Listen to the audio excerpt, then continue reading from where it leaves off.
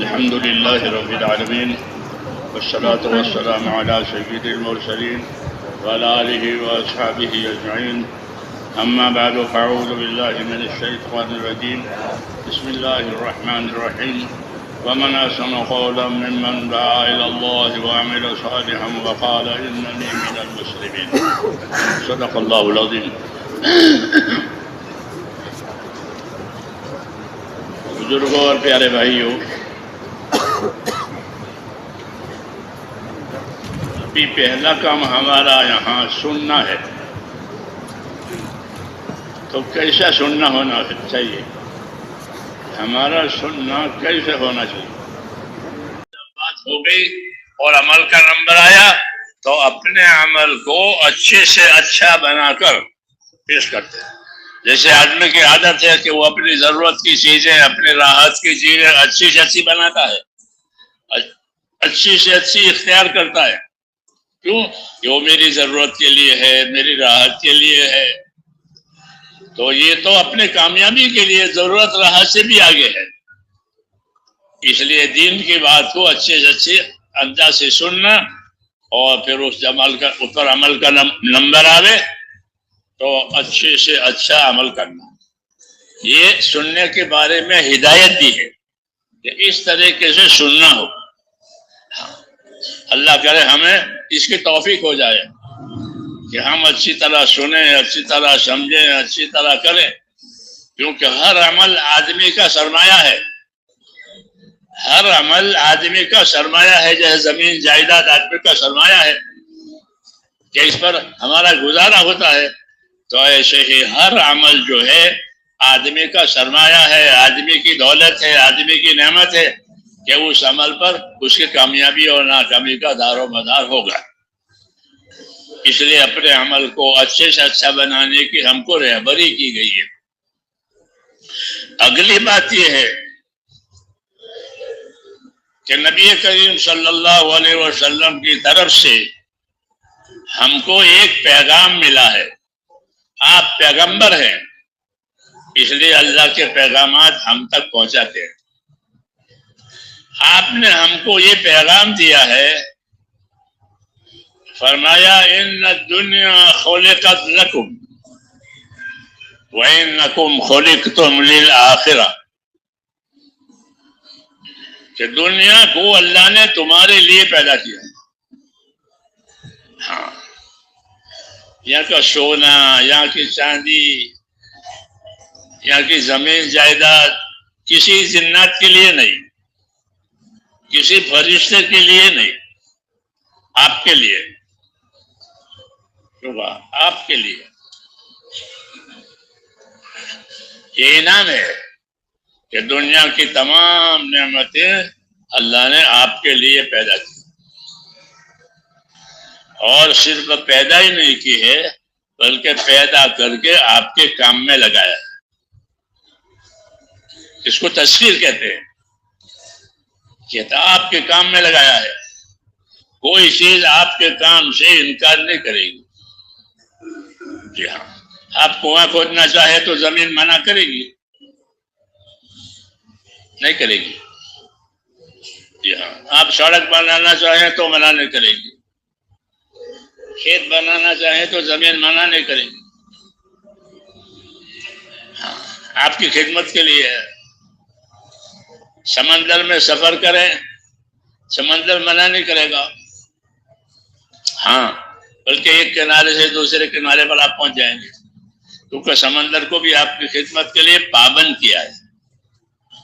وَسَخَّرَ لَكُمُ الْبَحْرَ، کہ ہم نے سمندر کو تمہاری خدمت کے لیے پابند کر دیا ہے. ہاں، تو بازاروں میں جو تجارتیں ہوتی ہیں اس سے بڑی تجارتیں سمندری راستے سے ہوتی ہے. ہاں، بڑی بڑی تجارتیں، بڑے بڑے جہاز.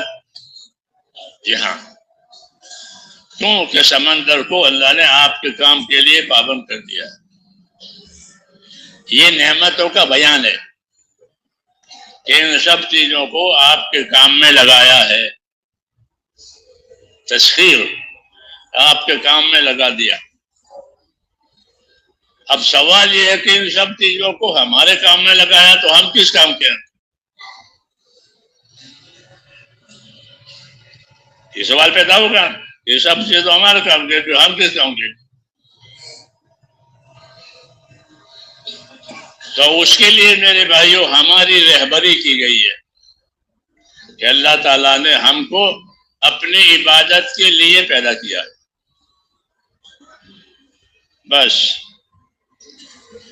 ہم کو اپنی عبادت کے لیے پیدا کیا ہے کہ میں نے جناتوں کو، کیونکہ جنات پہلے سے آباد ہے، اور پھر انسان کہ میں نے انسانوں کو کہ اللہ کی عبادت کے لیے پیدا کیا ہے، میں نے اپنی عبادت کے لیے ان کو پیدا کیا ہے۔ یہ ہماری زندگی کا مقصد بتایا ہے کہ تمہاری پیدائش جو ہے وہ اللہ کی عبادت کے لیے ہے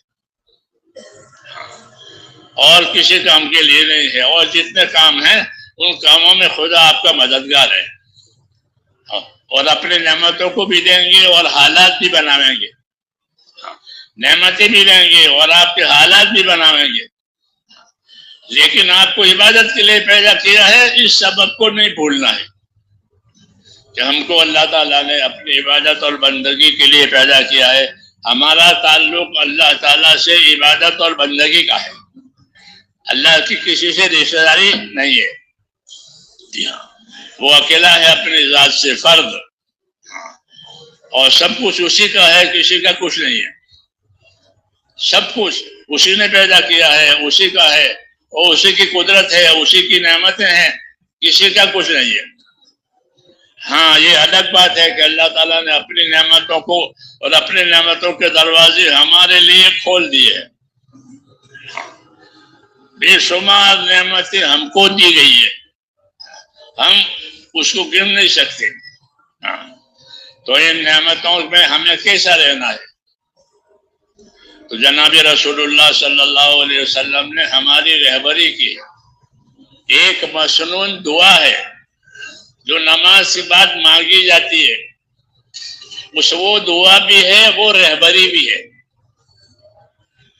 اس لیے ان دعا کو یاد بھی کرنا چاہیے، اس کا مطلب بھی سمجھنا چاہیے۔ وہ دعا ہے رب اعنی علی ذکرک و شکرک و حسن عبادتک،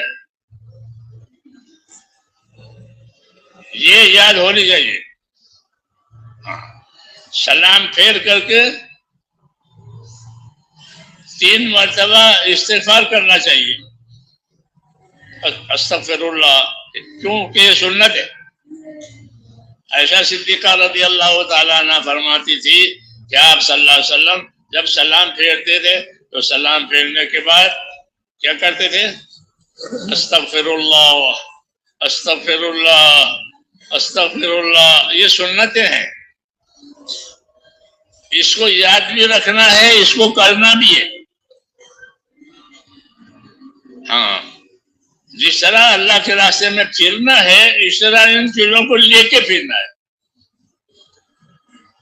جی ہاں، اسے یہ سکھایا ہے اذا انصرف من صلاته استغفر ثلاثا، کہ آپ صلی اللہ علیہ وسلم جب نماز سے فارغ ہوتے تھے تو 3 مرتبہ استغفار کرتے تھے،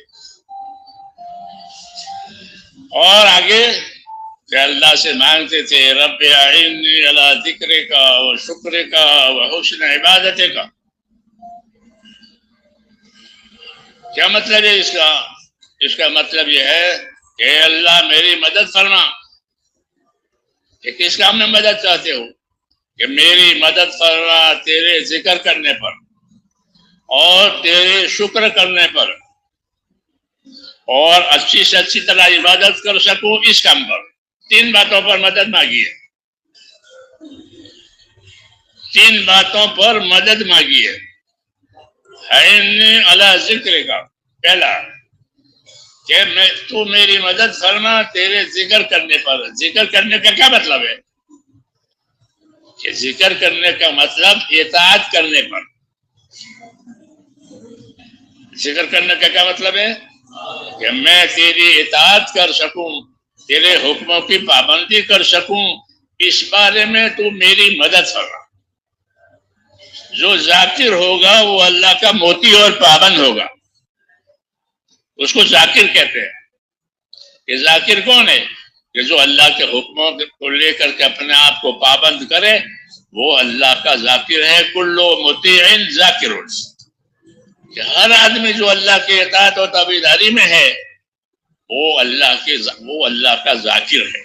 تو ذکر سے مراد یہ ہے کہ میں تیری اطاعت اور تابعداری کروں. ہماری زندگی کا اصلی کام اللہ کی اطاعت ہے، رسول کی اطاعت ہے اور اپنے بڑوں کی اطاعت ہے. عبادت تو فقط اللہ کی ہوتی ہے اور کسی کی نہیں ہوتی، لیکن اطاعت ان تین لوگوں کی ہوگی، اللہ کی، رسول کی اور اپنے بڑوں کی.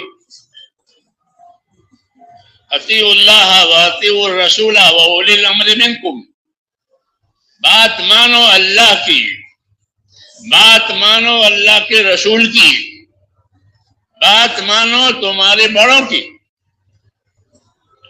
جب وہ اللہ کی کوئی بات سمجھاوے تو کہ اس کو مانو. تو یہ اطاعت سمجھائیے کہ کس کی بات مانو گے؟ کہ اللہ کی، اس کے رسول کی اور اپنے بڑوں کی. بڑوں کی بات ماننے میں ہم یہ دیکھیں گے کہ اگر وہ بات صحیح ہے، حکم والی ہے تو مانیں گے، حکم کے خلاف کو کوئی بات سمجھاوے تو وہ نہیں مانیں گے. جی ہاں، یہ قاعدے کی بات ہے کہ اللہ کی بات مانو، اللہ کے رسول کی بات مانو، اپنے بڑوں کی بات مانو. اپنے بڑوں کی بات ماننے میں یہ شرط ہے کہ وہ اللہ کی رسول کی بات کہے تو مان لیا، اس کے خلاف کہے تو پھر نہیں مانیں گے. تو اصل کام میرے بزرگوں زندگی میں جو ہے وہ اطاعت ہے، کہ ہماری زندگی اللہ تعالیٰ کی اطاعت اور تابعداری پر آوے. وما ارسلنا من رسول الا لیطاع باذن اللہ. کہ ہم نے جب کبھی کوئی رسول بھیجا ہے دنیا میں تو وہ اس لیے بھیجا گیا ہے کہ زندگیاں لوگوں کی اللہ کی اطاعت پر لاوے. یہ ہمارا اصلی کام ہوا کہ ہماری زندگیاں اللہ کی اطاعت اور تابعداری پر آوے. ہماری آزادی ختم ہو جائے، آزادی ختم. اب زندگی اطاعت اور تابعداری پر آوے گی.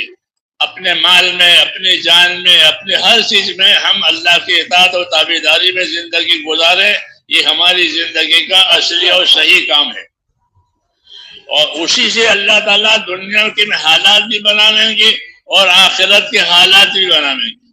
اطیعوا اللہ واطیعوا الرسول لعلکم ترحمون.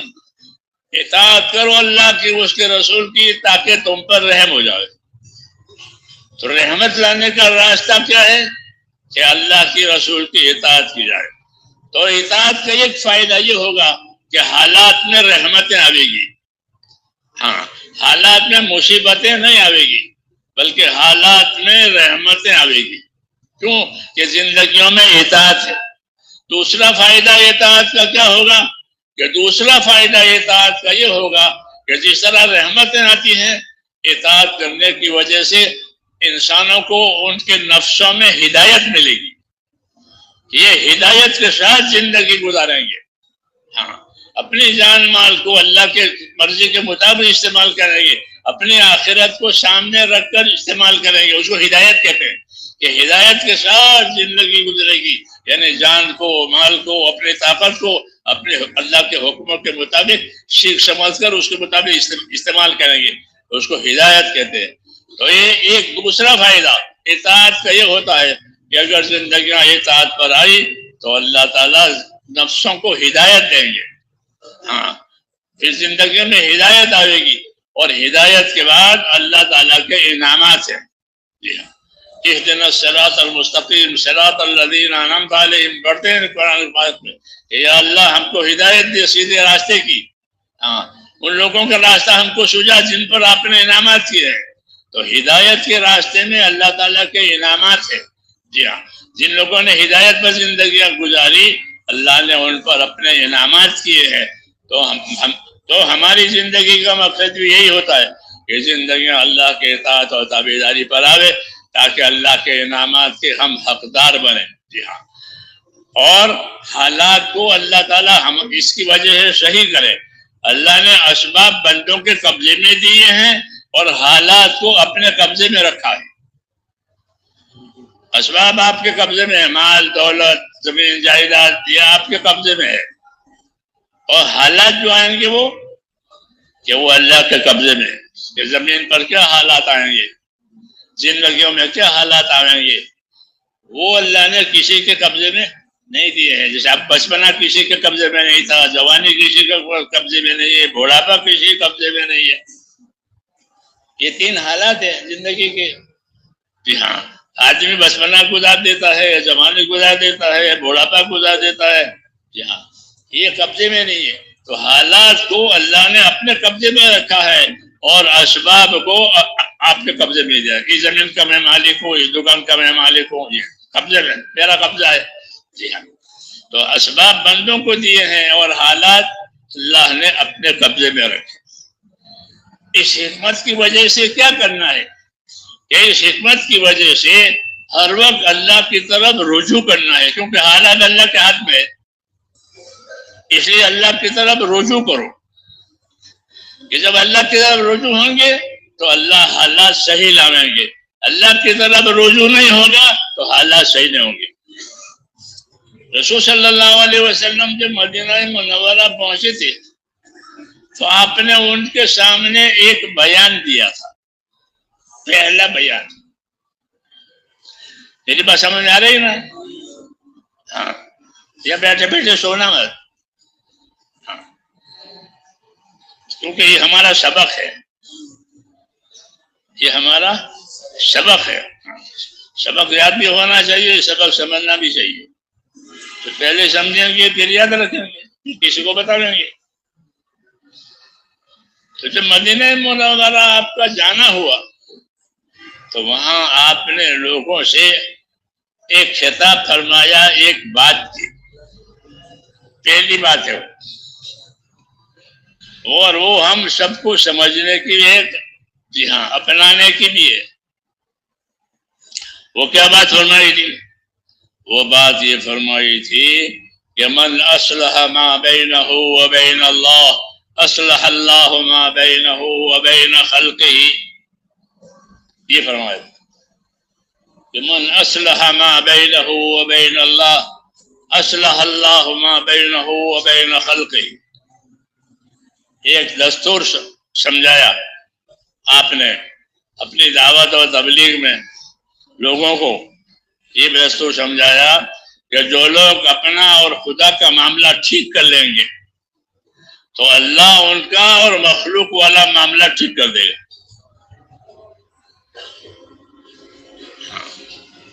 ہمارا معاملہ مخلوق سے ہے، کوئی آسمان پانی برساوے، زمین برکتیں نکالے، آپس کے تعلقات ہمارے صحیح ہو، ہماری جانوں میں مالوں میں اولادوں میں برکت ہو، یہ سب چاہتے نہیں سر، یہ سب چاہتے ہیں. تو اس کے لانے کا کیا طریقہ ہے؟ یہ سارے حالات ہمارے صحیح رہے. تو اس کے بارے میں آپ صلی اللہ علیہ وسلم نے یہ رہبری کی کہ من اصلح ما بینہ وبین اللہ اصلح اللہ ما بینہ وبین خلقہ. کہ جو لوگ اپنا اور خدا کا معاملہ صحیح کر لیں گے تو اللہ ان کا اور مخلوق والا معاملہ صحیح کر دے گا.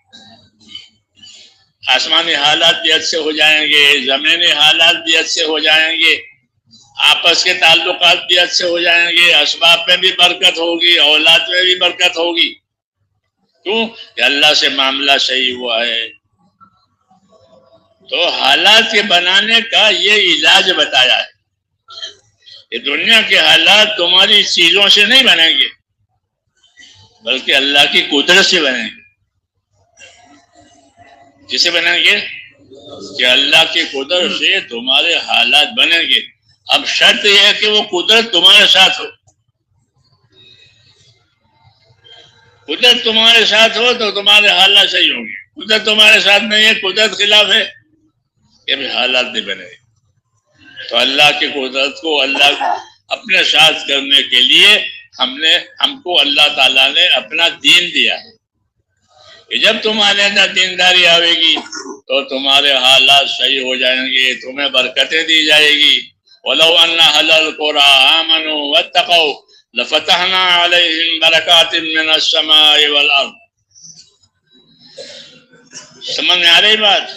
ہاں، کہ یہ شہروں میں رہنے والے، بستیوں میں رہنے والے اللہ کے بندے اپنی زندگیاں پرہیزگاری پر، کس پر؟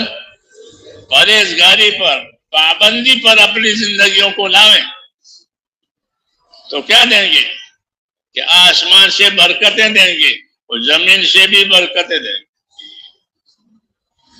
آسمان سے ایسا پانی برسے گا برکت والا کہ جو حاجتیں بھی پوری کرے گا، راحتیں بھی دے گا، ایسا پانی آئے گا۔ اور زمین اپنے خیرات ظاہر کرے گی، زمین میں خیرات رکھی ہے، وہ خیرات بھی ظاہر کرے گی۔ تو آسمان پانی برسائے گا، زمین اپنی خیرات ظاہر کرے گی، تو تم خوشحال ہو جاؤ گے۔ یہ کہا کہ تم خوشحال ہو جاؤ گے۔ وَلَوْ أَنَّ أَهْلَ الْقُرَىٰ آمَنُوا وَاتَّقَوْا لَفَتَحْنَا عَلَيْهِمْ بَرَكَاتٍ مِّنَ السَّمَاءِ وَالْأَرْضِ۔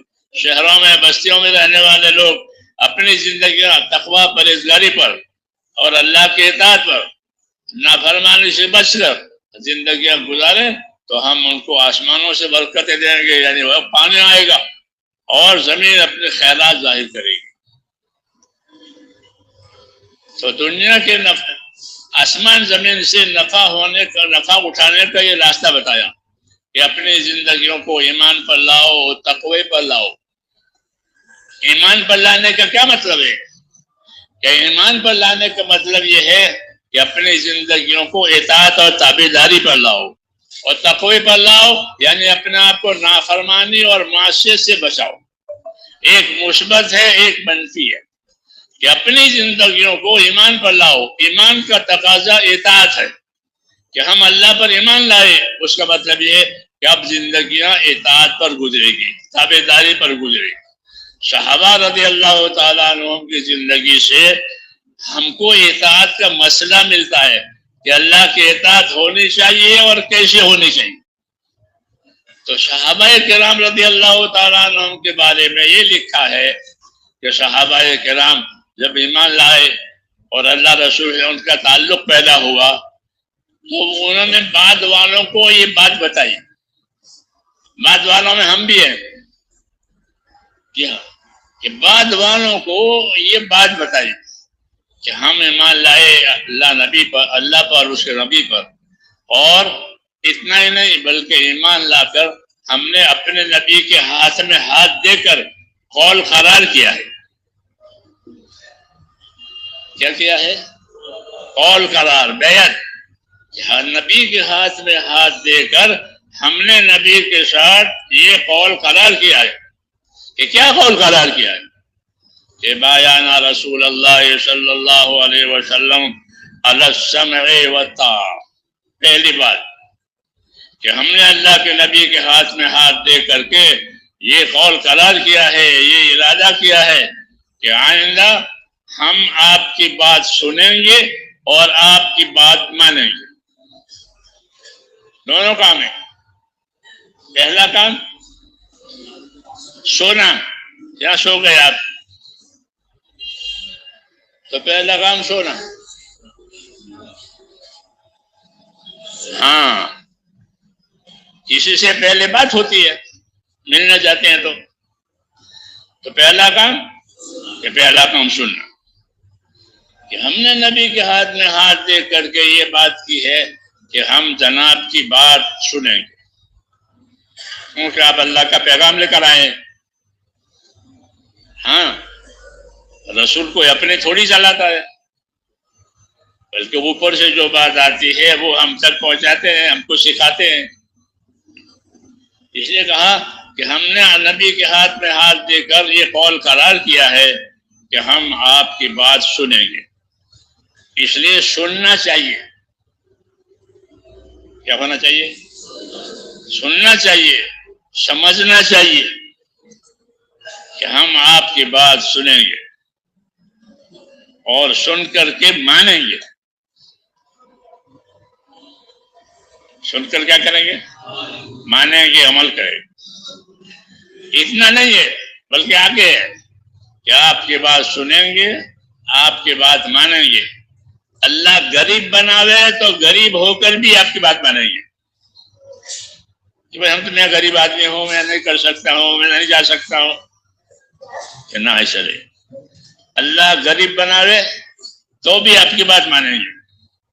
اللہ مالدار بناوے تو کہ میں تو بہت مالدار ہوں، بہت میرے مسائل ہیں، بیزی ہوں، کہ نہ اللہ غریب بناوے تو بات مانیں گے، اللہ مالدار بناوے تو بات مانیں گے۔ آدمی کے حالات ہوتے ہیں نا، غریبی بھی آتی ہے، مالداری ہوتی ہے، بیماری، تندرستی، کبھی جی چاہتا ہے، کبھی جی نہیں چاہتا ہے کسی کام کرنے کو۔ آدمی حالات کا پتلا ہے۔ تو یہ قول قرار کر رہے ہیں کہ ہم آپ کی بات مانیں گے، اللہ غریب بناوے تو بھی بات مانیں گے، اللہ مالدار بناوے تو بھی بات مانیں گے، جی چاہے تو بھی بات مانیں گے، اور جی نہ چاہے تو بھی بات مانیں گے۔ بعض مرتبہ کسی کام کو جی چاہتا ہے اور بعض مرتبہ اس کام کو جی نہیں چاہتا، دوا پینے کو جی نہیں چاہتا۔ ہاں، ایسا بعض اعمال ایسے ہوتے ہیں کہ اس کے کرنے کے لیے جی تیار نہیں ہے، جیسے دوا پینے کے لیے بچہ تیار نہیں ہوتا، مٹھائی کھانے کو تیار ہوتا ہے۔ تو کہا ہمارا جی چاہے تو بھی آپ کی بات مانیں گے، ہمارا جی نہ چاہے تو بھی آپ مانیں گے۔ منشت اور مکر، مالدار اللہ بناوے تو بھی بات مانیں گے، غریب بناوے تو بھی آپ کی بات مانیں گے۔ تو کتنی باتیں ہوئی؟ یہ 4 باتیں ہوئی۔ 5ویں ایک اور ہے کہ کوئی ہم کو پوچھے تو بھی، کوئی ہم کو نہ پوچھے تو بھی۔ یہ مشکل ہے، یہ مشکل ہے کہ ہم کو کیوں نہیں پوچھا، ہم سے کیوں نہیں مشورہ کیا، ہم نہیں کرتے، جاؤ۔ ہاں، تو کہا ہم ایسا نہیں کریں گے، ہم سے پوچھا ہے تو بھی ٹھیک ہے، ہم سے نہیں پوچھا ہے تو بھی ٹھیک۔ یہ تعلیم ہے کہ بات کو ہر حال میں ماننا ہے، اس کو اطاعت کہتے ہیں۔ مالدار بناوے تو، غریب بناوے تو، جی چاہے تو، جی نہ چاہے تو، کوئی ہم کو پوچھے تو، کوئی ہم کو نہ پوچھے، کوئی ہم کو آگے کرے تو، کوئی ہم کو آگے نہ کرے تو بھی۔ یہ ہوا اطاعت کا مسئلہ کہ اللہ رسول کی اطاعت کس طرح کرنی ہے، کس طرح کرنی ہے۔ یہ رہبری ہے ہمارے لیے دین پر چلنے میں، کہ دین پر چلنے کے لیے ہمیں یہ مزاج بنانا پڑے گا۔ ہاں، مزاج جیسے جانوروں کا مزاج بنتا ہے تو پھر وہ آپ کے تابع ہو جاتے ہیں۔ ہاتھی ہو، گھوڑا ہو، بیل ہو، اس کا مزاج ہو گیا، وہ مانوس ہو گیا۔ ہاں، ایسے ہی آدمی کا نفس، آدمی کی ذات، کہ وہ اللہ کے کام سے، اللہ کے حکم سے، دین سے مانوس ہو گیا۔ اب جو حکم آئے گا اس کے لیے وہ تیار ہے، جو چیز منع کریں گے اس سے رک جائے گا۔ تو اس سے زندگیوں میں اطاعت آئے گی، اور یہی اصل دعوت ہے کہ ہماری زندگیوں میں اللہ تعالیٰ کی اطاعت آئے۔ یہ مزاج بنانا پڑے گا۔ تو ہمارا چلنا پھرنا جو ہے وہ مزاج بنانے کے لیے ہے۔ ہاں، نفر سفر کہ یہ مزاج بنانے کے لیے کہ فلاں جگہ جاؤ، فلاں جگہ جاؤ، فلاں جگہ جاؤ۔ تو ایک فائدہ اس کا یہ ہے کہ ہمارا مزاج بنے گا۔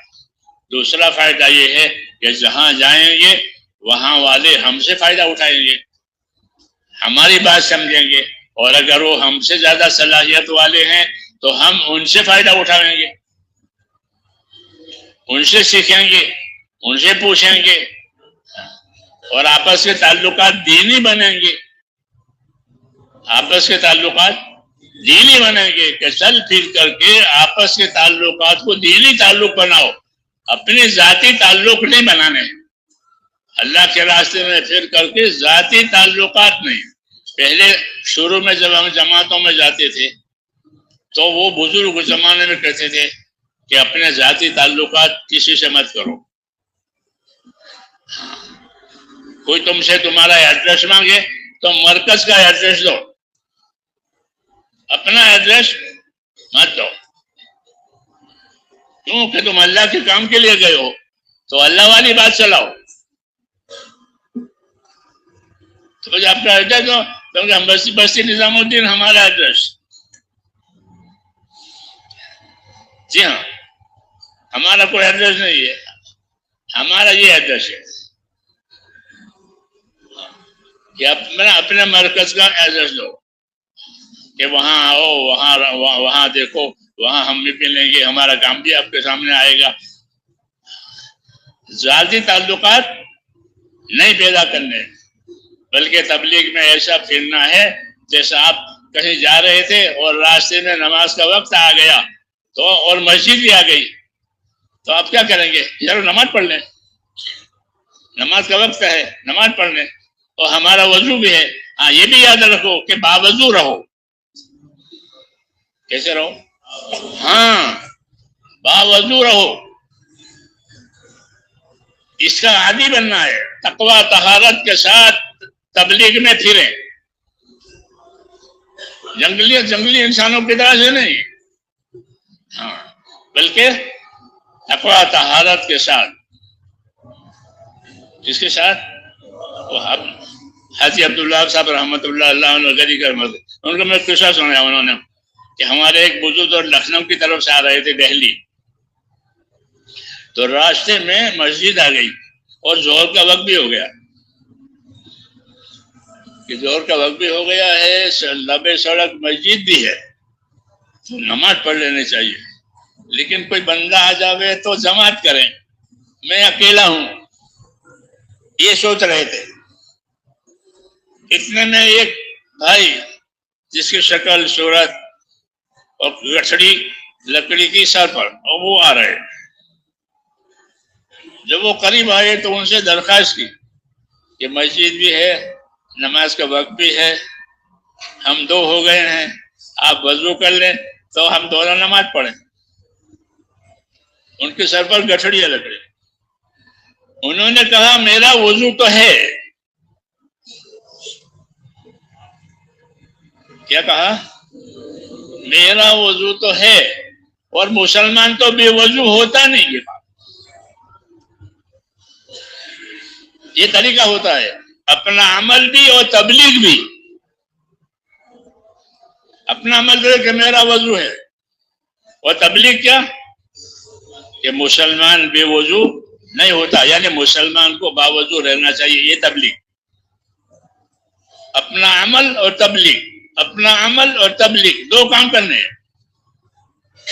یہ طریقہ تھا صحابہ کہ اپنا عمل بھی ہے اور اس کی تبلیغ بھی ہے، اس کے ذریعے سے دوسروں کو بھی بتانا ہے.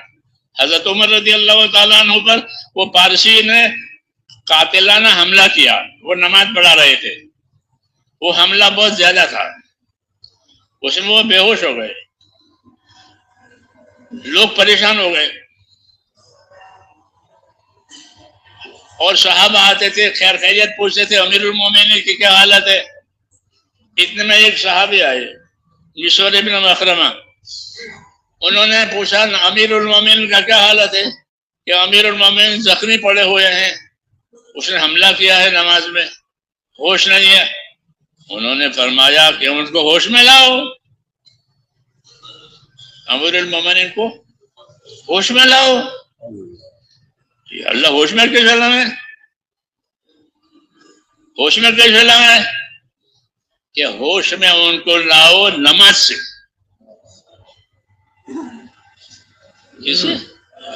ہاں، چنانچہ لوگوں نے جا کر کہا زخمی پڑے ہوئے ہیں، امیر المومنین الصلاۃ الصلاۃ. امیر المومنین نماز آپ نے پڑھی؟ ہاں. اللہ، ہوش آ گیا نماز کی بات سنی تو. ہاں، پھر اسی حالت میں نماز پڑھی، زخمی حالت میں، اور نماز پڑھ کر نماز کی تبلیغ کی.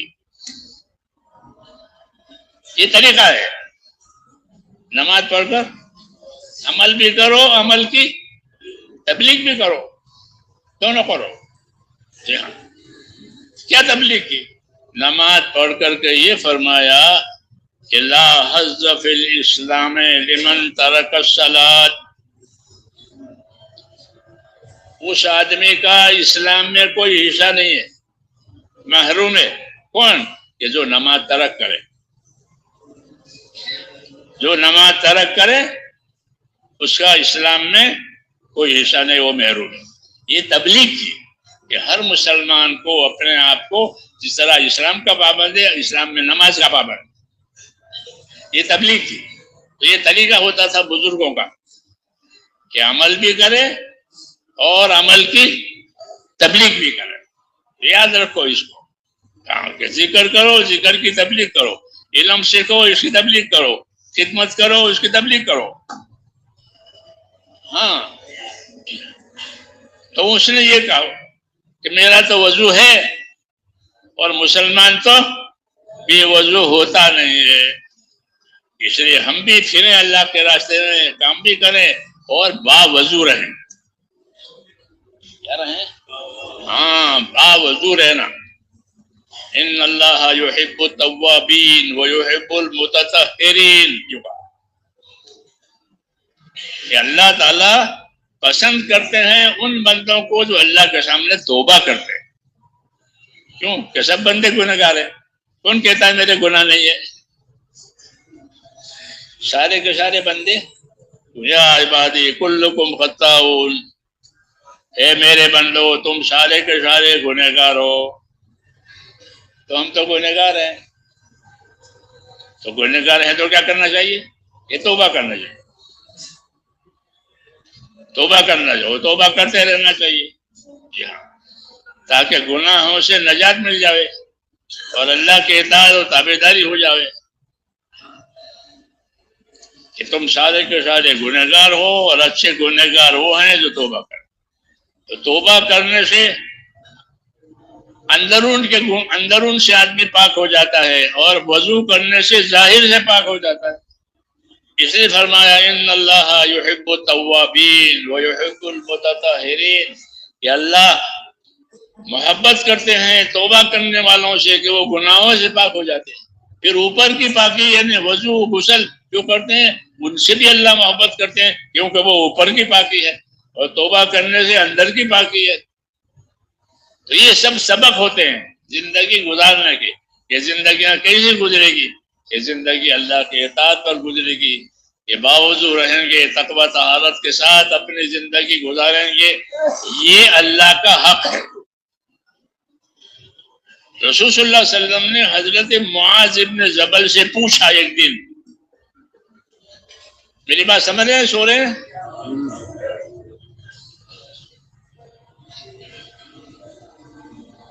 میں نے کیا کہا؟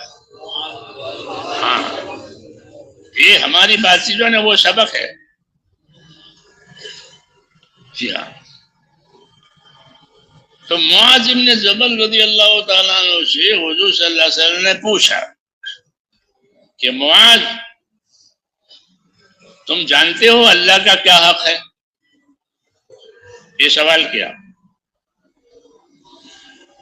یہ طریقہ ہے سکھانے کا، سوال کر کے پھر سکھاوے، کیونکہ یاد نہیں ہوگا تو کہا کہ مجھے تو معلوم نہیں ہے، تو اس میں طلب پیدا ہو جائے گی۔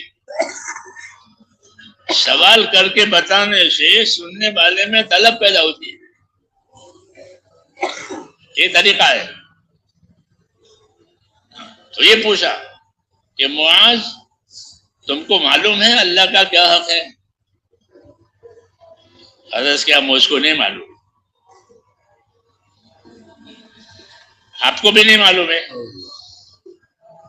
تو ہم نے یہ سوال ڈالا، تو معلوم ہے اللہ کا کیا حق ہے؟ ہماری پوری تبلیغ سیکھنا سکھانا ہے۔ تبلیغ میں کیا ہے؟ سیکھنا سکھانا پھر عمل کرنا۔ کہ معاذ تم کو معلوم ہے اللہ کا کیا حق ہے؟ کہ جی حضرت مجھے نہیں معلوم ہے اللہ کا کیا حق ہے۔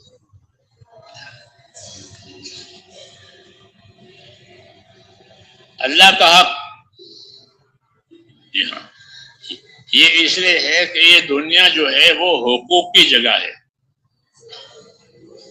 کس کی جگہ ہے؟ ہاں، یہاں ایک دوسرے پر حقوق ہے۔ اللہ اول ہے، اللہ کی ذات اول، ان سے پہلے کوئی نہیں. اللہم انت الاول فلیس قبلک شیء، کہ اللہ آپ اول ہیں، آپ سے پہلے کوئی نہیں، اس لیے سب سے پہلا حق کس کا؟ اللہ کا. جو پہلا ہے اس کا پہلا حق. تو پوچھا معاذ اللہ کا کیا حق ہے آپ کو معلوم ہے؟ کہ جی مجھ کو نہیں معلوم ہے. کہ اللہ کا حق یہ ہے کہ اسی کی عبادت کی جائے گی، اس کے ساتھ کسی کو شریک نہیں کیا جائے گا. یہ اللہ کا حق ہوا. زمین پر ہم زندہ رہتے ہیں تو زمین پر زندہ رہیں گے تو ہمارے اوپر حقوق آئیں گے. جانوروں میں اور ہم میں یہ فرق ہے، جانوروں میں ایک دوسرے کا کوئی حق نہیں ہے، اور ہمارے اندر ایک دوسرے کے تعلقات بھی ہیں، ایک دوسرے کے حقوق بھی ہیں. ایسے اللہ تعالیٰ کے تعلق ہے اور اللہ تعالیٰ کا حق بھی ہے. تو اللہ کا کیا حق ہے؟ کہ اللہ کا حق یہ ہے کہ اسی کی عبادت کی جائے گی، اس کے ساتھ کسی کو شریک نہیں کیا جائے گا. یہ اللہ کا حق بتایا تاکہ اپنی زندگی کو گزارے اللہ تعالیٰ کا حق ادا کرتے ہوئے. یہ زندگی کی ذمہ داری ہے. تبلیغ کا معنی یہی ہے کہ تبلیغ کس کام کو کہتے ہیں؟ کہ اپنی زندگی کی ذمہ داریوں کو سمجھنا اور اپنی زندگی کی ذمہ داریوں کو سمجھ کر اسے پورا کرنا، اس کا نام تبلیغ. یہ محنت، یہ تبلیغ کی محنت میں کیا بات ہے؟ کہ اپنی زندگی کی ذمہ داریوں کو سمجھنا اور اپنی زندگی کی ذمہ داریوں کو سمجھ کر پھر اس کو پورا کرنا. آدمی اپنی زندگی کی ضرورتیں تو سمجھتا ہے، اس کے سمجھانے کی ضرورت نہیں پڑتی. کھانا ہے ضرورت ہے، پینا ہے ضرورت ہے، پہننا ہے، اوڑھنا ہے، مکان شادی ہے، اس کو سمجھانا پڑتا ہے.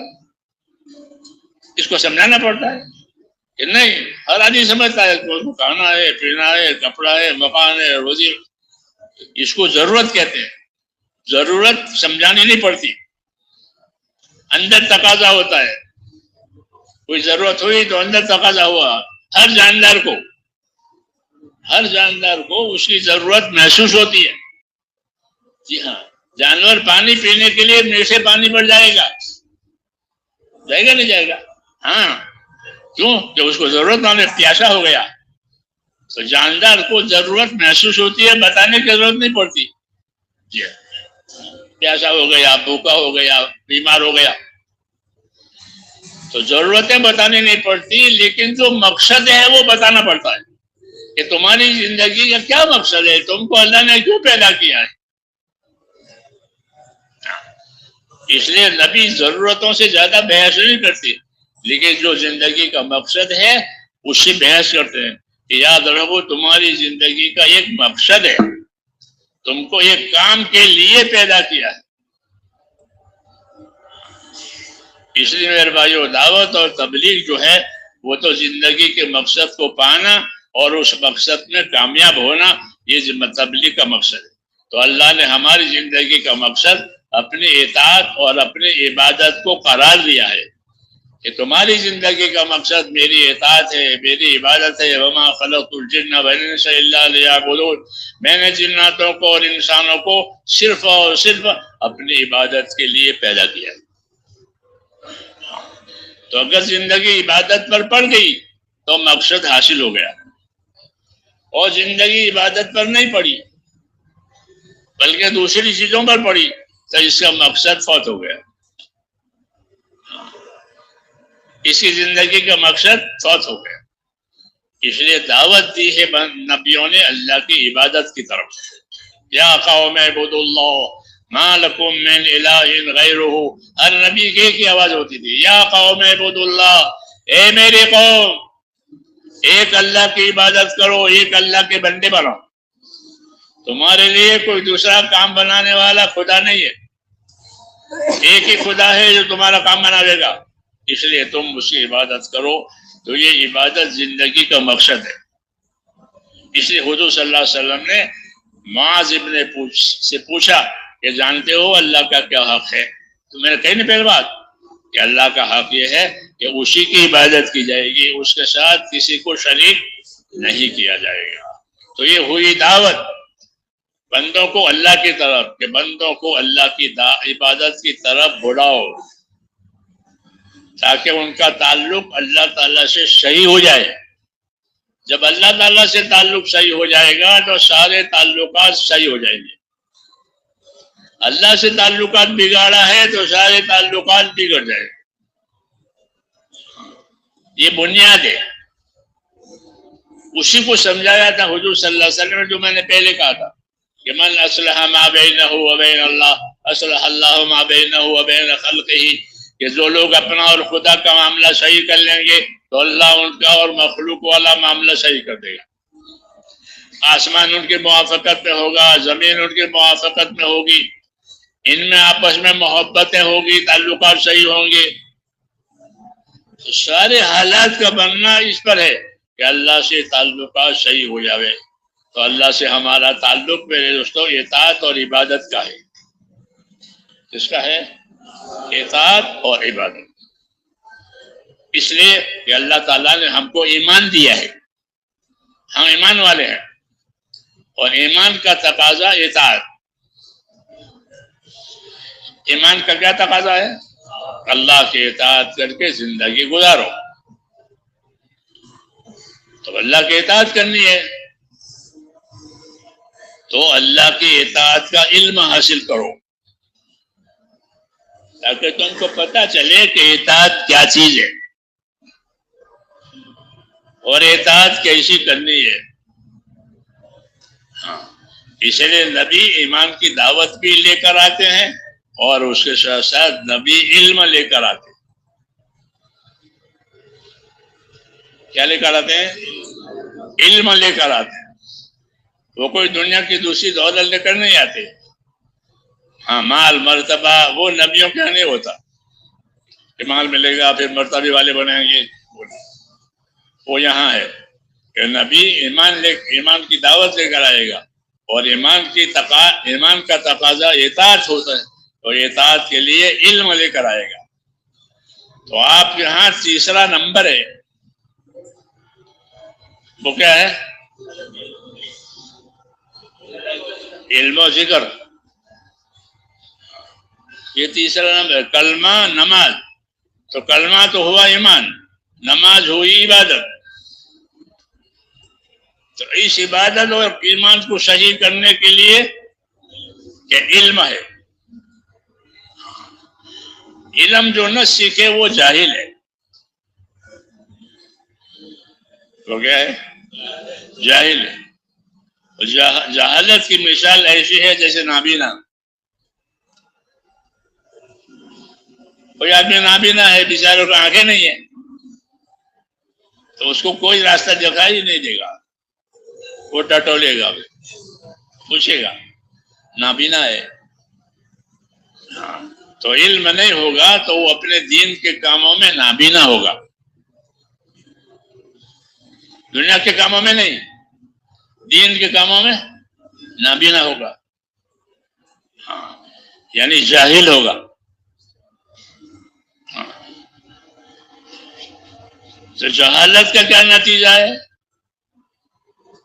کہ جہالت کا نتیجہ جہنم ہے۔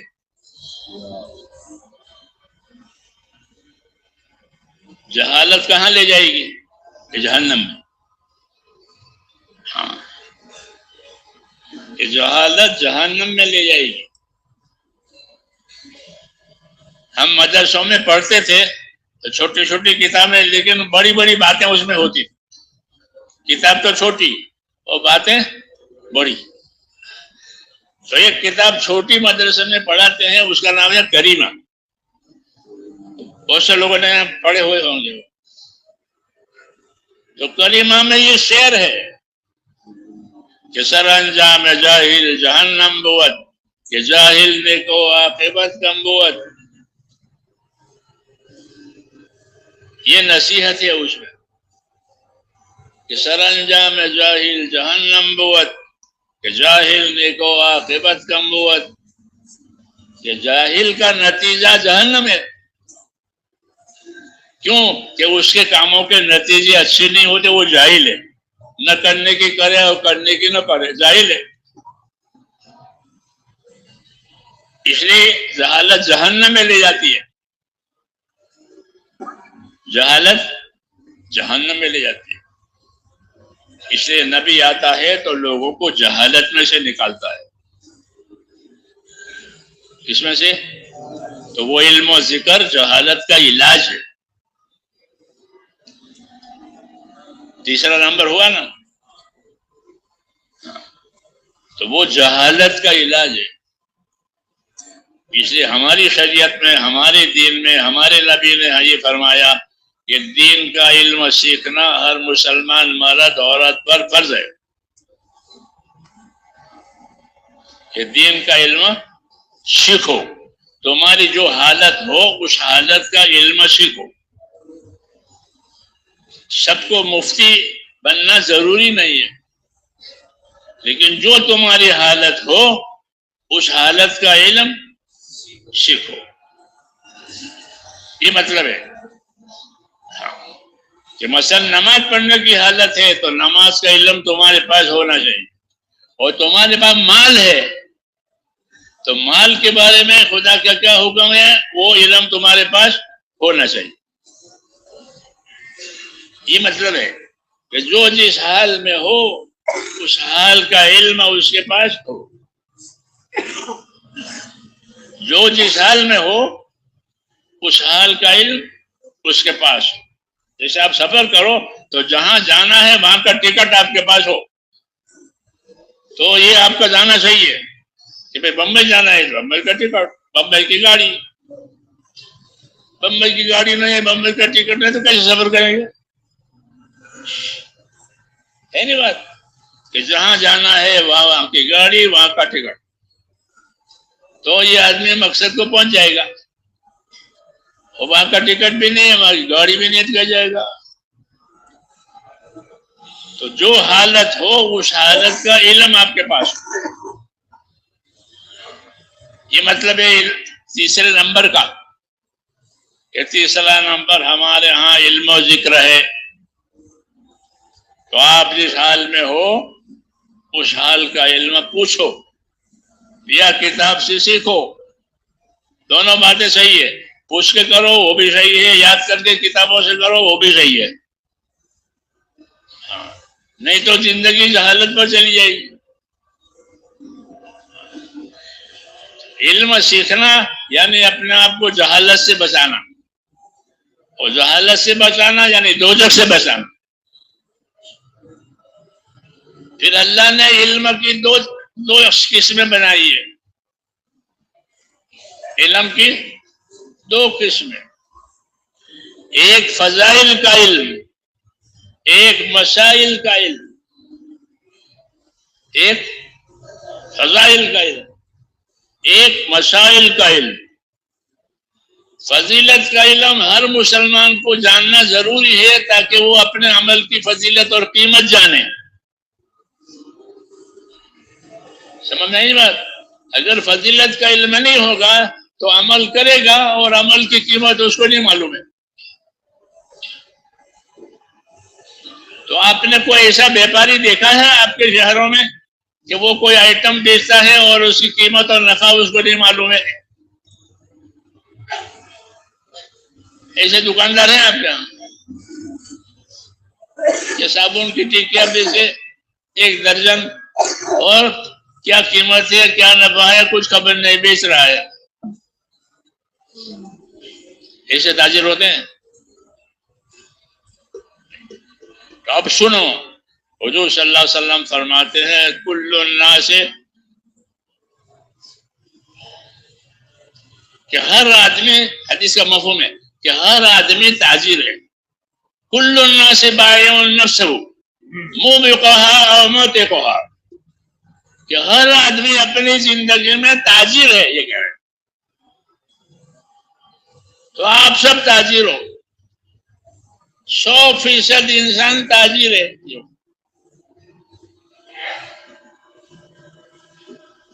کہ کل الناس بائع، کہ سب لوگ تاجر ہیں اور اس تجارت میں نفع اٹھانے والے بھی ہیں اور خسارہ اٹھانے والے بھی ہیں. یہ کہہ رہے ہیں. تو کیا مطلب ہے حدیث کا؟ حدیث کا مطلب میرے بھائیوں یہ ہوا کہ ہر آدمی میں صلاحیت ہے، پاگل نہیں ہے. ہر آدمی میں سمجھ ہے، صلاحیت ہے. اس سمجھ صلاحیت سے دو قسم کے لوگ ہو جائیں گے. بعض لوگ اپنی سمجھ صلاحیت سے صحیح نفع اٹھائیں گے اور بعض لوگ اپنی صلاحیت کو غلط جگہ پر لگا لیں گے. سمجھ میں آئی نا بات؟ تو جو اپنی صلاحیت کو صحیح حال پر لگائیں گے وہ اپنی صلاحیت سے نفع اٹھائیں گے، اپنے آنکھوں سے نفع اٹھائیں گے، کانوں سے نفع اٹھائیں گے، اپنے مال اولاد سے نفع اٹھائیں گے، کیونکہ وہ ان کو صحیح لگا رہے ہیں اور یہ غلط لگا رہے ہیں تو ان کو کوئی نفع نہیں. سمجھے نہیں؟ جیسے زمین کا بہت بڑا پلاٹ آپ کو مل گیا تو آپ نے اس پر کھیتی لگائی، کھیتی کے لیے بنایا، باغ کے لیے بنایا، تو یہ اچھا ہوا کہ باغ میں پھل آئیں گے ہر سال اور کھیتی میں ہر موسم میں اناج آئے گا. آپ کو اناج کی بھی ضرورت ہے اور پھل کی بھی ضرورت ہے. اور دوسرے آدمی کو جو پلاٹ ملا تو اس نے کھیلنے کا گراؤنڈ بنایا. کیا بنایا؟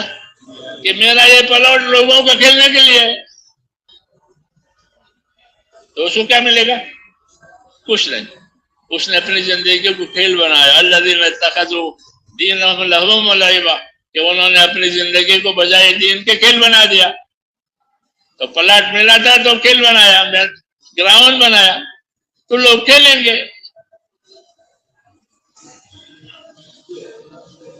یہ مثالیں ہیں کہ اپنی صلاحیتوں کو کھیل مت بناؤ. اللہ نے صلاحیت دی ہے، آنکھیں دی ہے، دماغ دیا ہے، سمجھ دی ہے. یہ گراؤنڈ ہے، یہ گراؤنڈ ہے. ہاں، اس سے فائدہ اٹھاؤ. یہ کیا فائدہ اٹھانا ہے؟ کہ جس مقصد کے لیے پیدا ہوا ہے ان چیزوں کو اس میں استعمال کرو. ہاں، سمجھے نہیں؟ آنکھوں کو، کانوں کو، اپنے طاقتوں کو اللہ کے حکموں میں استعمال کرو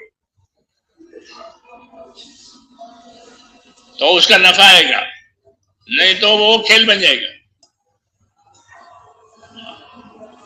اس لیے میرے بھائیو اللہ تعالیٰ نے رسولوں کو بھیج کر ہماری رہبری کی ہے کہ اپنی صلاحیتوں کو حق پر لگاؤ، ایمان پر لگاؤ، کہ ایمان زندگیوں میں آوے اور ایمان دنیا میں پھیلے، لوگوں کا تعلق اللہ تعالیٰ کے ساتھ ہو جائے اور اللہ تعالیٰ کا تعلق پیدا کر کے لوگ اللہ کی عبادت کریں، اس کی قدرتوں سے فائدہ اٹھاوے، اس کی نعمتوں سے فائدہ اٹھاوے. دونوں سے فائدہ اٹھانا ہے، اللہ کی قدرت سے بھی فائدہ اٹھانا ہے اور اللہ کی نعمت سے بھی فائدہ اٹھانا ہے. تو جب زندگی عبادت والی ہوگی تو اللہ تعالیٰ یہ دونوں چیزیں دیں گے. وَلَوْ أَنَّ أَهْلَ الْقُرَىٰ آمَنُوا وَاتَّقَوْا لَفَتَحْنَا عَلَيْهِمْ بَرَكَاتٍ مِّنَ السَّمَاءِ وَالْأَرْضِ. یہ شہروں میں، بستیوں میں رہنے والے لوگ اپنی زندگی ایمان پر اور تقوی اور پرہیزگاری پر لگائیں تو ہم ان کو آسمان سے بھی برکتیں دیں گے اور زمین سے بھی برکتیں دیں گے. یہ وعدہ ہے کہ آسمان سے ایسا پانی آئے گا کہ جو زمین کی برکات کو ظاہر کرے گا اور زمین اپنی برکات کو ظاہر کر کے خوشحال ہو جائیں گے. کیا ہو جائیں گے؟ ہاں، آسمان زمین کو آپ کی خدمت میں لگا کر آپ کو اللہ دنیا میں خوشحال بنائے گا. ہاں، کہ قدرت سے نعمتیں دیں گے اور نعمتوں سے آپ کی زندگی خوشحال بنائے گی. اور اس کا راستہ کیا ہے؟ کہ اللہ کا یقین، ایمان اور اپنے اندر تقویٰ اور پرہیزگاری اور پابندی پیدا کر دیے کہ اللہ کے اطاعت پر زندگی گزرے اور اللہ کے نافرمانیوں سے بچے. پھر اگلی بات کہ اللہ تعالیٰ نے ہم کو ایمان کے ساتھ علم دیا کہ نبی علم لے کر آتا ہے، دنیا کی دولت لے کر وہ نہیں آتا. اور نہ دنیا کی دولت کے بارے میں اس کا کوئی پیغام ہوتا ہے. ہاں، یہ ہوتا ہے کہ دنیا کی دولت کو صحیح طریقے سے استعمال کرو. اصل دعوت اس کی ہوتی ہے اللہ سے تعلق پیدا کرانے کی، کہ اللہ سے تعلق پیدا کرو. کون سا تعلق ہے؟ بندگی کا. اللہ سے تعلق ہمارا عبادت اور بندگی کا ہے. اور کوئی تعلق نہیں ہے۔ اللہ سے ہمارا تعلق عبادت اور بندگی کا ہے، اور یہی تقاضا ہے کہ اللہ کا حق ہے کہ اللہ کی عبادت کی جائے، اور عبادت میں سب سے پہلے نماز ہے۔ کیا ہے؟ سب سے پہلے نماز، ایمان کے بعد نماز کا نمبر ہے۔ عبداللہ ابن مسعود رضی اللہ تعالیٰ عنہ ایک بات کہتے تھے، سمجھ آ رہی بات؟ ایک بات وہ کہتے تھے، اور بڑی وزنی بات ہے،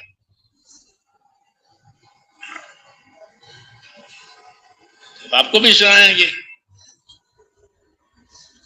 عبداللہ ابن مسعود یہ بات کہتے تھے کہ اگر کوئی مسلمان یہ چاہتا ہو کہ اللہ تعالیٰ سے ایمان کی حالت میں ملاقات کرے، ظاہر بات ہے کہ ہر مسلمان یہی چاہے گا کہ میں ایماندار بن کر اللہ سے ملوں۔ ایسا کون کم وقت ہوگا جو بے ایمان ہوگا اللہ سے ملے؟ ہاں، تو کہا کہ جو آدمی اللہ سے ایمان کی حالت میں ملاقات کرنا پسند کرتا ہو تو اس کو کیا کرنا چاہیے؟ تو فرماتے تھے کہ اس کو یہ کرنا چاہیے کہ وہ وہاں جا کر نماز پڑھے جہاں اذان اور اقامت ہوتی ہے، یعنی مسجد میں۔ مسجد میں جا کر باجماعت نماز پڑھنے کی یہ فضیلت وہ بنا رہے کہ اگر مسجد میں جا کر باجماعت نماز پڑھا کرے گا تو اللہ سے ایمان کی حالت میں ملاقات کرے گا۔ یہ سنایا انہوں نے عبداللہ ابن مسعود نے کہ اللہ سے ایمان کی حالت میں ملاقات کرنے کی شرط یہ ہے کہ مسجدوں میں جا کر کے باجماعت نماز پڑھے۔ پھر اس کی وجہ بتائی کہ اس کی وجہ یہ ہے کہ باجماعت نماز جو ہے وہ تمہارے نبی کی سنت ہے۔ کیا ہے؟ ہاں، بے جماعت پڑھنا نماز یہ نبی کی سنت کے خلاف ہے۔ یہ جماعت فوت ہو گئی، جماعت فوت کر دی، یہ سنت کے خلاف ہے۔ سنت طریقہ کیا ہے کہ مسجد میں جا کر کے باجماعت نماز پڑھے، یہ مسنون طریقہ ہے۔ اور ہم کو حکم ہے کہ اپنی زندگیوں کو سنتوں پر لاؤ۔ کس پر لاؤ؟ ہاں، وہی اصل ہے، تبلیغ کا وہی مقصد ہے کہ تبلیغ، کیوں ہم تو مسلمان ہیں اور سنی مسلمان ہیں، ہم سب سنی مسلمان ہیں، ہمارے عقیدے بھی صحیح ہے، ہمارے عمل بھی صحیح ہے۔ پھر تبلیغ میں ہم سے کیا چاہا جاتا ہے کہ تبلیغ میں آپ سے سنتوں کا اتباع چاہا جاتا ہے کہ تبلیغ میں نکل کر اور تبلیغ کا کام سیکھ کر اپنے آپ کو سنتوں کا پابند کرو۔ یہ یاد رکھو، جس طرح چلوں کا پابند کرتے ہیں ہر مہینے، ہر سال 4 مہینے کا پابند، وہ محنت کی ترتیب ہے۔ اتباع کی ترتیب یہ ہے کہ اپنے آپ کو سنتوں کا پابند کرو کہ میں گھر سے نکلنے کی یہ سنت ہے، گھر میں داخل ہونے کی یہ سنت ہے، سڑک پر چلنے کی یہ سنت ہے، مسجد میں داخل ہونے کی یہ سنت ہے۔ تو تبلیغ جو ہماری محنت ہے وہ سنتوں کے اتباع کے لیے ہے، ورنہ ہم تو مسلمان ہیں اور سچے مسلمان ہیں، ہمارے عقائد بھی صحیح ہے، ہمارے اعمال بھی صحیح ہے، یہ ہمارے پاس کوئی خرافات نہیں ہے۔ پھر ہم سے کیا چاہا جاتا ہے کہ ہم سے سنتوں کا اتباع چاہا جاتا ہے۔ یاد رکھو یہ بات، یہ نہیں کہ اپنا تعارف، ان کا وقت لگتا ہے، ان کا وقت لگتا ہے، یہ تعارف صحیح نہیں ہے۔ وقت تو ہر کام میں لگتا ہے، تاجر کا وقت تجارت میں نہیں لگتا، مزدور کا وقت مزدور میں لگتا، تو مسلمان کا کام اسلام کا کام میں لگتا ہے۔ یہ کوئی تعریف نہیں ہے کہ ہم مسلمان ہیں، ہمارا وقت اسلام میں لگتا ہے، اس لیے یہ تعریف نہیں کہ ان کا وقت لگتا ہے۔ وقت لگانا مقصود نہیں ہے، اتباع مقصود ہے۔ کیا مقصود ہے؟ ہاں، کوئی مزدور وقت نہیں دیکھتا کہ میں 4 گھنٹے کرتا ہوں تو مزدوری کتنی ملتی ہے. ہاں تو وقت لگنے کا نفع دیکھنا ہے. تو وقت لگنے کا نفع ہمارا یہ ہے کہ ہم اپنے رسول کا اتباع کریں. ہاں دعوت اور تبلیغ مسلمانوں میں ہم تو مسلمان ہیں پہلے سے ہی، تو پھر مسلمانوں سے کیا کروانا ہے کہ مسلمانوں سے ان کے نبی کی سنتوں کا اتباع کرانا ہے. یہ تبلیغ کی غرض ہے. اس کے لیے وقت لگنا ہے، اس کے لیے پھر پھیرنا ہے تاکہ زندگیاں سیکھ سمجھ کر اتباع پر آ جائے. مولانا الیاس صاحب رحمۃ اللہ علیہ کی باتیں، ان کے ارشادات آپ پڑھو گے تو آپ کو یہ رہبری ملے گی کہ ہم کوئی نئی بات لے کر دنیا میں نہیں آئے ہیں. ہمارے پاس کوئی نئی چیز نہیں ہے، بلکہ جس چیز میں ہم سے کمی آئی تھی، کمزوری آئی تھی، اس کو صحیح کرنا ہے. اور وہ یہ ہے کہ ہماری زندگیاں حضور صلی اللہ علیہ وسلم کی سنتوں پر اور آپ کے طریقوں پر آ جائے. صحابی یہ کہہ رہا ہے کہ حضور صلی اللہ علیہ وسلم جب صبح میں ان کی آنکھ کھلتی تھی تو کیا کرتے تھے کہ کان یمسح النوم عن وجهه، کہ جب آپ کی آنکھ کھلتی تھی اٹھنے کے لیے تو پہلا کام کیا ہوتا تھا کہ نیند کا خمار اپنے چہرے سے پوچھتے تھے، پھر اٹھنے کی دعا پڑھتے تھے، پھر سر پر ٹوپی رکھ کر چپل پہن کر اپنے حاجت کے لیے استنجا کرتے یا وضو کی طرف جاتے تھے. یہ مثال ہے. یہ کیا ہے؟ یہ مثال کہ ہم نے اپنے نبی کو اس حال میں دیکھا. وہ یہی بات صحیح ہے کہ ہم اپنی زندگی میں اپنے نبی کے طریقوں کو دیکھیں گے، ورنہ ہم تو الحمدللہ مسلمان ہیں. کیا ہے؟ تو کمی کس چیز کی پوری کرنی ہے کہ طریقوں کی، کہ زندگیاں طریقوں پر آوے. اور ہمارے نبی کا طریقہ وہ اصل ہے. اس لیے نبی کے طریقوں پر چلنا ہے اور نبی کے طریقوں سے محبت کرنی ہے، آپ کی سنتوں سے محبت کرنی ہے اور آپ کی سنتوں کی پیروی کرنی ہے. محمد الرسول اللہ، کہ محمد اللہ کا بھیجا ہوا رسول ہے. تو اللہ نے آپ کو اس لیے بھیجا تھا کہ آپ ہم کو زندگی کے وہ طریقے بتائیں گے جس سے اللہ راضی ہوتا ہے. اس کو سنت شریعت کہتے ہیں. کیا کہتے ہیں؟ سنت شریعت. کیا آپ کو سنت، آپ کی طرف سے ہم کو سنت شریعت کی تعلیم ملے گی کہ سنتوں پر رہو، شریعت پر رہو، سنتوں پر رہو. آپ کو اللہ نے ایک طریقے پر رکھا ہے، شریعت پر رکھا ہے. ہم کو بھی ہے کہ اپنے نبی کے تابعداری ہو کر اپنے نبی کی سنتوں پر رہو. کہ سنتوں کا اجر و انعام بہت زیادہ ہے. سنتوں کا، ہاں، کہ جس نے نبی کی سنتوں کی پیروی کی، نبی کی سنتوں سے محبت کی، تو وہ نبی کے ساتھ ہوگا. من احب سنتی فقد احبنی، جس نے میری سنتوں سے محبت کی اس نے مجھ سے محبت کی، اور جس نے مجھ سے محبت کی وہ میرے ساتھ جنت میں ہوگا. اس لیے نبی کی سنتوں کو سیکھنا یہ علم و ذکر کا مطلب ہے. علم و ذکر ہے کون سا نمبر ہے؟ یہ تیسرا. تو علم و ذکر میں نبی کے طریقوں کو دیکھیں گے، نبی کی سنتوں کو دیکھیں گے. ہاں، علم و ذکر. اور نبی کی سنتوں کو دیکھ کر پھر اس پر عمل کریں گے تو وہ ذکر ہوا.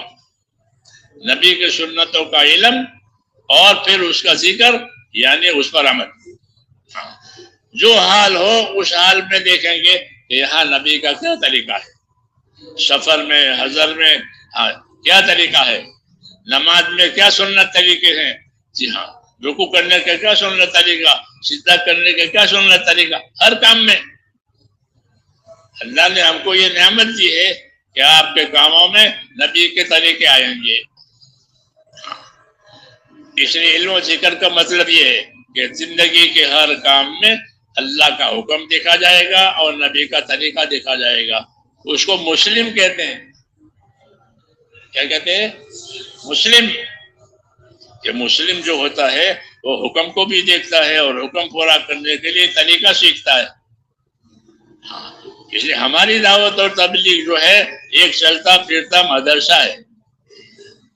کیا ہے؟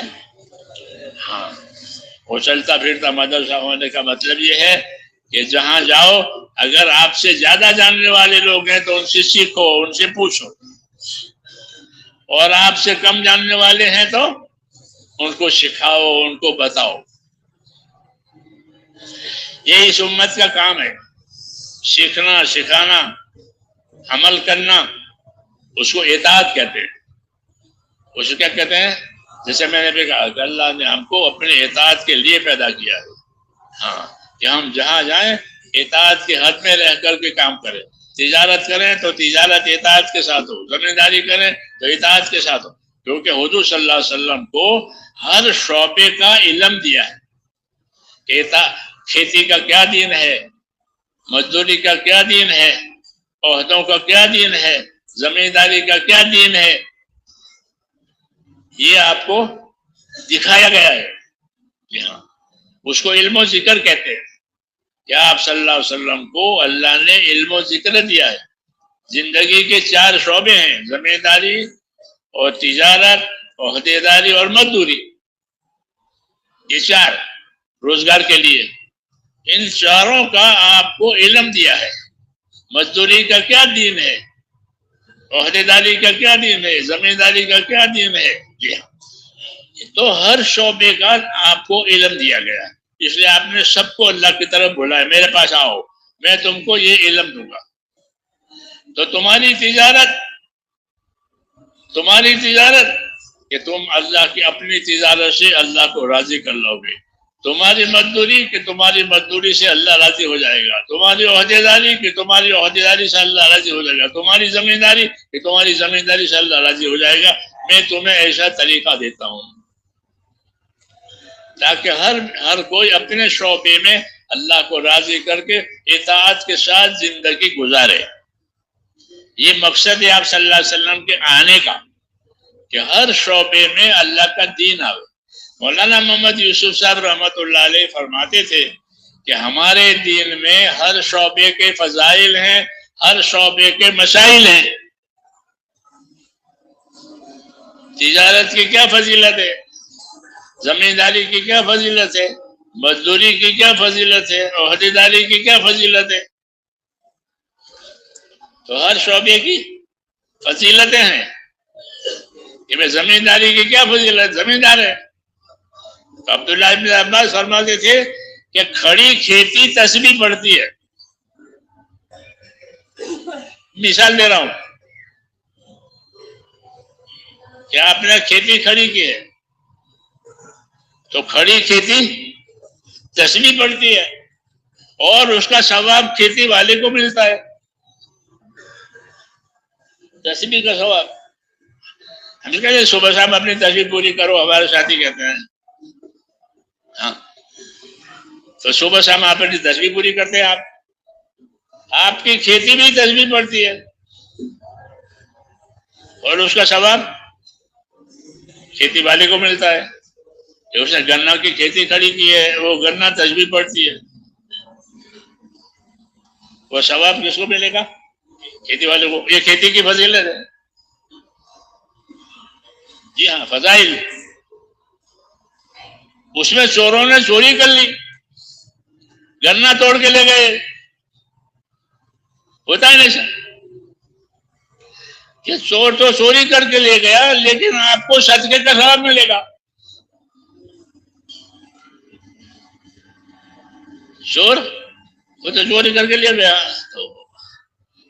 تو اس کے حصے میں تو چوری ہے اور آپ کا نقصان ہوا ہے کیونکہ وہ چوری کر کے لے گیا، تو آپ کو اس نقصان میں صدقے کا ثواب ملے گا کہ گویا آپ نے اس کو صدقہ کیا گنے کا۔ یہ فضائل کھیتی کی۔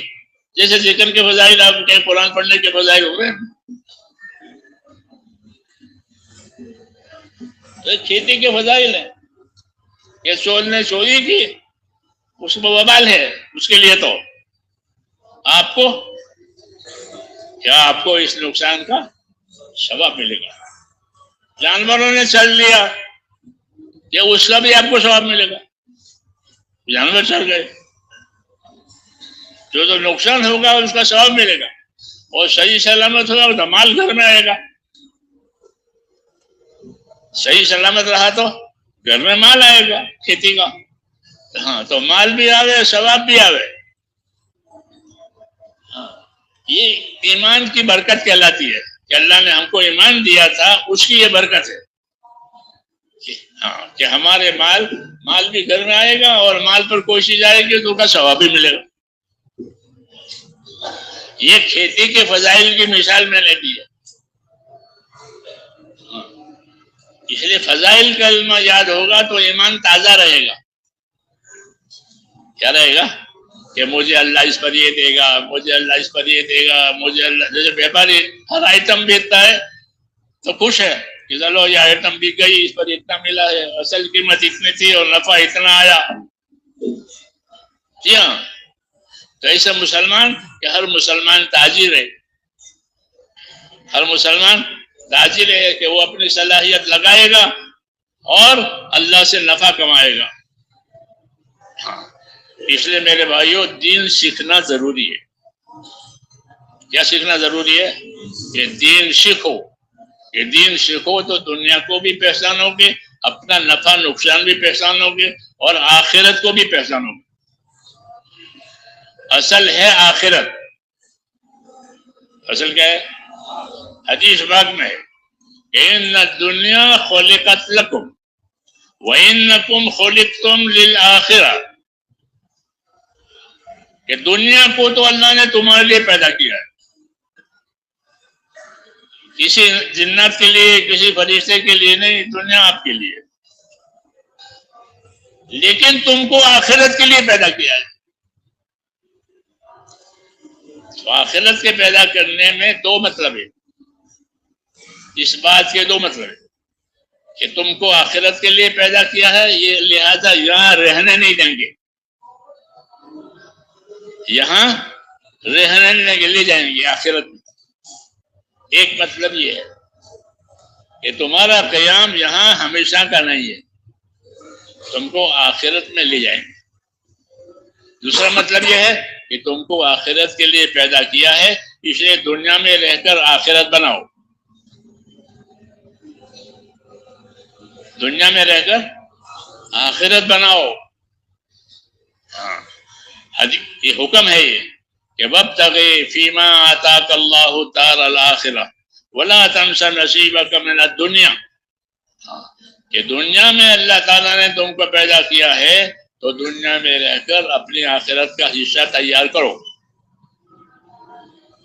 یہ کہا کہ دنیا میں رہ کر اپنی آخرت کا حصہ تیار کرو، اور اپنا حصہ وہاں کا مت بھولو. کیوں کہ اگر وہاں کا بھول گیا اور یہاں کا چھوٹ گیا موت پر تو کچھ نہیں تھی. موت پر یہاں کا چھوٹ گیا اور وہاں کا بھول گیا. اس لیے یہ ہدایت دی ہے کہ جو دنیا تجھ کو اللہ نے دی ہے اس سے اپنی آخرت بنا لے، اپنا حصہ مت بھول جا. لوگ اپنا بھولتے ہیں، بیٹوں کا ان کا، میرے بیٹوں کا یہ، میرے بیٹوں کا یہ. ارے بھائی تو اپنا تو پہلے بنا لے. ہمدردی کی بات ہے کہ تو اپنا تو بنا لے پہلے، پھر بیٹوں کا. تو کہا تو اپنا حصہ مت بھول جا. تو دنیا سے اپنا حصہ لینے کا کیا طریقہ ہے؟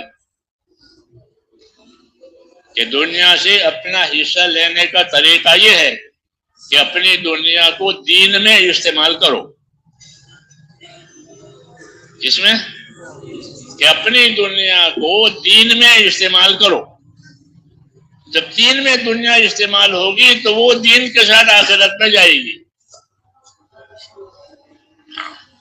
اور دین میں استعمال نہیں کرو گے، خواہشات میں استعمال کرو گے تو پھر تمہارے ساتھ نہیں جائے گی، بلکہ تمہیں اس کا حساب دینا پڑے گا۔ اس لیے ہدایت دی ہے کہ وابتغی فیما آتاک اللہ دار الآخرہ، تو اس کو جو دنیا ملی ہے اس سے اپنے آخرت بنا لے۔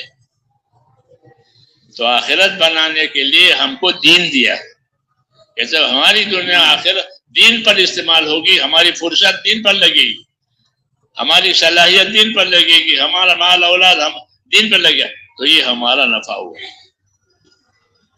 اس لیے حکم ہے کہ اپنی دنیا سے آخرت بناؤ، یعنی دیندار بنو۔ کیا بنو؟ دیندار بنو گے تو اپنی دنیا سے آخرت بنا سکو گے۔ دیندار نہیں بنے گا تو دنیا سے دنیا بنائے گا۔ چھوٹا مکان تھا، بڑا مکان بنایا، دنیا سے دنیا بنائی۔ تو دنیا سے دنیا بنا گے تو ٹھیک ہے، تھوڑا نفع ہوگا، تھوڑی راحت ہوگی، لیکن آخرت میں نہیں ہوگا، یہ چھوٹ جائے گی۔ اس کا دنیا سے دین بناؤ۔ اس لیے دین بنانے کے لیے ہم کو اللہ تعالیٰ نے نبی بھیجا ہے کہ اپنی دنیا سے دین کیسے بناؤ گے؟ کہ نبی کے طریقے سے۔ اسے نبی کے طریقے سے کھانے میں، پینے میں، کمانے میں، عبادت کرنے میں نبی کا طریقہ ہوا تو دنیا سے دین بنے گا۔ اس لیے علم و ذکر کے بغیر دنیا سے دین نہیں بنے گا۔ اس کے بغیر علم و ذکر سے دنیا سے دین بنے گا۔ اس لیے علم سیکھو، فضائل کا علم بھی سیکھو، مسائل کا علم بھی سیکھو۔ یہ فضائل کا علم سیکھو گے تو اپنے عمل کی قیمت تمہارے سامنے آئے گی، اس کا نفع تمہارے سامنے آئے گا۔ اور کیا سیکھو؟ کہ نبی کا طریقہ سیکھو، کہ اپنے عمل کو نبی کے طریقے پر لاؤ تو وہ عمل اللہ کے ہاں قبول ہو جائے گا اور اس عمل کا اللہ بدلہ دے گا۔ اس لیے میرے بھائیو، علم و ذکر جو ہے وہ ہمارے کام کی بڑی چیز ہے۔ لوگوں نے نقل و حرکت کو تو بہت بڑھایا اور علم و ذکر کو گھٹایا۔ ہاں، حالانکہ وہ نقل و حرکت علم و ذکر بڑھانے کے لیے تھی۔ ہاں، کہ پھرو اور علم و ذکر کو بڑھاؤ، جیسے چکی چلے اور آٹا نکلے، چکی چلے اور آٹا نکلے، یا خالی چکی چلے؟ بولو، کہ خالی چکی چلے تو کیا فائدہ ہے؟ خالی ہل چلے تو کیا فائدہ ہے؟ نہیں، چکے میں کو ڈالو، کو نکالو، کو ڈالو، کو نکالو۔ تو اپنا پھرنا علم و ذکر کے ساتھ، کس کے ساتھ؟ کہ علم و ذکر لیتے بھی رہو، علم و ذکر دیتے بھی رہو۔ تو ایسا ہے جیسے چکی سے دانا، وہ دانے سے آٹا، پھر آٹے سے روٹی آسان ہے۔ تو ہماری نقلوں میں علم و ذکر کے لیے ہے۔ اس کے لیے علم و ذکر کے لیے ہے۔ اور چوتھا نمبر جو ہے وہ اللہ کے بندوں کے ساتھ ہمدردی کرنے کے لیے۔ ہماری کوئی غرض نہیں ہے کسی سے، بلکہ ہمارے اندر کیا ہے؟ ہمدردی ہے، کہ ہمارا بھی نفع ہو جاوے، ہمارے بھائیوں کا بھی نفع ہو جاوے۔ اس لیے حرکت کرو۔ کیا کرو؟ کہ علم دیتے رہو، علم لیتے رہو، عمل کرتے رہو، عمل سکھاتے رہو۔ اور کیا لینا ہے؟ کہ کچھ نہیں لینا۔ پانچواں نمبر کہ کچھ نہیں لینا ان سے، ان کو دینا ہے، ان کو دینا ہے۔ تو اللہ کے لیے کر رہے ہیں، اللہ کے لیے سنا رہے ہیں، اللہ کے لیے بتا رہے ہیں کہ آپ سے کچھ نہیں جاتا۔ کہ ہدایت والوں کی یہ دو نشانیاں ہیں۔ اتبعوا من لا يسألكم اجرا وهم مهتدون، سورہ یاسین کی آیت ہے کہ ان لوگوں کی بات مانو، اتبعوا، کہ وہ آپ سے کچھ نہیں مانگیں گے اور ان کی زندگی ہدایت والی ہے۔ تو جو دعوت والے ہوتے ہیں وہ اللہ کی دعوت دیتے ہیں اور لوگوں سے کچھ نہیں مانگتے، اور ان کی زندگی کے سارے کام ہدایت والے ہیں، کہ وہ کلمہ والے بھی ہیں، وہ نماز والے بھی ہیں، وہ اخلاق والے بھی ہیں، وہ اخلاص والے بھی ہیں۔ اتبعوا من لا يسألكم اجرا وهم مهتدون، یہ اصولی بات ہے۔ سورہ یاسین کی آیت ہے کہ وہ اپنے قوم کو کہہ رہا ہے کہ یہ جماعت جو تمہارے آئی ہے ان کی زندگی دیکھو، ان کی زندگی ہدایت والی ہے سر سے پاؤں تک. پھر وہ تم سے کچھ مانگتے نہیں ہے، تمہیں کچھ دینا چاہتے ہیں کہ پھر تم پہ یہ والی زندگی سیکھو. ہاں تو دعوت والے جو ہوتے ہیں وہ کسی سے مانگتے نہیں ہیں، ان کی کوئی غرض نہیں ہوتی، اور ان کی زندگی میں دوسروں کے لیے ہدایت کا سامان ہوتا ہے. کیا ہوتا ہے؟ یہی تبلیغ ہے کہ کسی کو لینا نہیں ہے بھائی، ہماری زندگی میں تو ہدایت کا سامان ہے، وہ آپ کو دینے کے لیے آئے ہیں، آپ سے لینے نہیں آئے. ہاں یہ ہمارا اصول ہے کہ ہم کسی سے مانگیں گے نہیں، لیکن اپنا کام آپ کی طرف منتقل کریں گے کہ جہاں جاؤ یہ کام وہاں پہنچاؤ، وہاں والوں کو سکھاؤ، مسجد اور جماعت بناؤ، وہ کام کرنے والے بن جائیں، وہ نکلنے والے، سیکھنے سکھانے والے بنے، اپنے اولادوں کو دین سکھانے والے بنے. یہ کہتے ہو نا، تو یہ یہی ہے، اتبعوا من لا يسألكم اجرا وهم مهتدون. ان لوگوں کی بات مانا کرو کہ جو آپ سے کچھ نہیں مانگتے، نہ کھانا نہ دانا. جی ہاں، اور ان کی زندگی کہ ان کی بہت صاف ستھری زندگی ہے، ان کی زندگی ہدایت والی ہے، وہ آپ کو وہ دینا چاہتے. اس لیے ان کی بات مانو. یہ پیغام ہے سورہ یاسین میں. جب وہاں جماعت پہنچی تھی کسی گاؤں میں، تو وہاں کا ایک نیک آدمی تھا، اس نے اس جماعت کو پہچانا اور اپنے قوم کو متوجہ کیا کہ ان کی بات مانو، ان کے راستے پر چلو. ان میں دو باتیں ہیں کہ آپ سے کچھ مانگیں گے نہیں، مخلص ہے، اور دوسرا کہ ان کا طریقہ کار صحیح ہے. یہ جس طریقے پر آپ کو بلا رہے ہیں وہ طریقہ صحیح ہے، تو ان کے طریقے پر چلو، اور یہ آپ سے کچھ مانگتے نہیں ہے. اور یہی آدمی ہے کہ ہم کو اللہ کے نبی نے اور تمام نبیوں نے آ کر کے ہی سکھایا کہ ہم آپ سے کچھ مانگتے نہیں ہیں. نبی کچھ نہیں مانگتا، لیکن نبی کا راستہ صحیح ہوتا ہے، اس لیے اس کی پیروی کرنی ہے کہ نبی کے راستوں پر زندگی پڑ جاوے. جی ہاں، جان اور مال سے اللہ کی اطاعت کرنے والی بن جائیں، اپنی آخرت بنانے والی بن جائیں. یہ مقصد ہوتا ہے دین کا. اس لیے کہتے ہیں کہ اللہ کے راستے میں نکل کر کے یہ چیزیں اپنے اندر پیدا کرنی ہے، اور پیدا کرتے ہوئے دوسروں میں اس کو قائم کرنی ہے. تو اس کے لیے اب بتاؤ کون تیار ہے؟ ماشاء اللہ، اللہ تعالیٰ آپ کی نیتوں کو قبول فرمائے. اسلام میں نیت بھی ہے، عمل بھی ہے، اور ترتیب بھی ہے. تیار ہے انشاءاللہ سب اس کے لیے؟ نیت بھی ہے، عمل بھی ہے، اور ترتیب بھی ہے.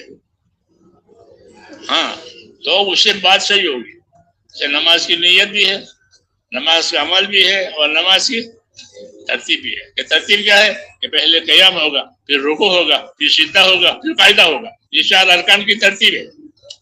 تو نماز میں نیت بھی ہے، عمل بھی ہے، اور اس طرح ساری زندگی نیت، عمل، ترتیب اس کو پیدا کرنا ہے.